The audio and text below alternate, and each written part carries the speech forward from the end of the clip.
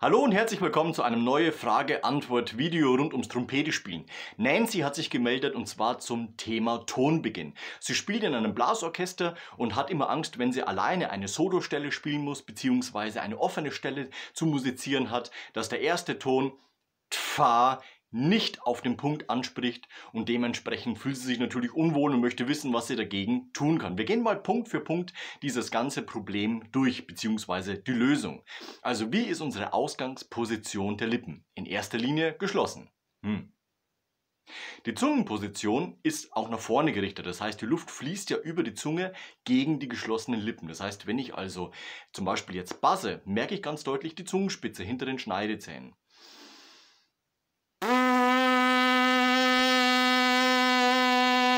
Also lenkt die Zunge sozusagen die fließende Luft gegen die geschlossenen Lippen. Dort trifft sie auf die geschlossenen Lippen und diese beginnen, je nachdem wie viel Druck ich eben habe, härter oder weicher einzuschwingen. Je nachdem, ob ich jetzt einen hohen oder tiefen Ton habe, habe ich natürlich auch meine Ansatzmuskulatur dementsprechend eingestellt. Das heißt, natürlich oben in der hohen Lage muss ich mehr Luftdruck standhalten. Das heißt, die Lippenmuskulatur ist natürlich dementsprechend stärker angespannt. In der mittleren bzw. tiefen Lage lockerer angespannt bzw. locker. Und jetzt ist es eben ganz wichtig, dass wir dann auch einatmen und die Luft auf die Lippen bringen. Das heißt, nicht einatmen, stocken, weil dort habe ich immer einen Verschluss. Entweder der Hals macht zu und hält die Luft zurück oder ich habe eine Verspannung im Bauch und halte unten im Bauchbereich die Luft fest. Aber ich möchte ja auf den Punkt kommen. Und ein Tonbeginn beginnt immer bei uns Blechbläsern, bei Bläsern im Allgemeinen, immer mit dem Einatmen. Das heißt, gut einatmen. Und dann kann ich den Punkt, an dem der Ton beginnen soll, auch sehr gut steuern. Übertragen aufs Instrument ist es nichts anderes wie gerade eben mit dem Buzzing, natürlich jetzt mit dem Kontakt zum Mundstück.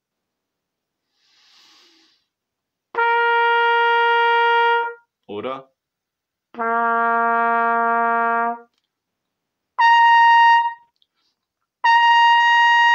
Also auch in der hohen Lage bzw. tiefen Lage kann ich den Ton auf den Punkt bringen. Nancy, als Übung würde ich dir empfehlen, dass du Tonbeginn übst und zwar genauso wie wir es gerade eben besprochen haben und jetzt nicht ta ta ta ta angestoßen hintereinander, sondern wirklich immer den Tonbeginn ta bzw. und jetzt wieder löschen. Und jetzt baust du den nächsten Tonanstoß wieder neu auf und spielst eben Ton für Ton einen neu angestoßenen Ton. Das bringt uns einfach Souveränität, Sicherheit und du trainierst auch dein Feingefühl für die einzelnen Abschnitte. Sind die Lippen geschlossen? Wie positioniert ist die Zunge? Wie atme ich ein? Oder habe ich ein Stocken in der Luft? Also und dann ist die Luft zu. Dementsprechend natürlich immer versuchen, im Fluss zu bleiben. Das heißt, man hat eine Einatmung und eine Ausatmung und die geht fließend ineinander über. Und kann eben dann punktuell den Ton zum richtigen Zeitpunkt setzen. Jetzt kommt es natürlich darauf an, habe ich einen festen Tonbeginn, habe ich einen weichen Tonbeginn, habe ich eventuell einen weichen Tonbeginn. Auch da kann man natürlich dann trainieren, indem ich die Zunge zum Beispiel nicht mit dem Verschluss, also für den Anstoß, nach vorne bringe, sondern ich habe sie hinter den Schneidezähnen ohne Verschluss. Vor allem bei weichen Kantabile einsetzen, beziehungsweise die Zunge kann man natürlich auch weich anstoßen lassen mit zum Beispiel der Silbe D, also da und dann kommt der Ton auch richtig. Natürlich ist die Zunge nicht zwischen den Lippen, das habe ich jetzt nur zur Veranschaulichung für dieses Video gemacht, also sie ist natürlich dahinter. Das ist eine ganz wichtige Angelegenheit, dass man nicht auf einmal dann anfängt, die Zunge zwischen die Lippen zu setzen. Die ist dahinter und tupft letztendlich den Luftstrom bzw. schneidet diesen, damit es eben zu getrennten Anstoßpunkten kommt.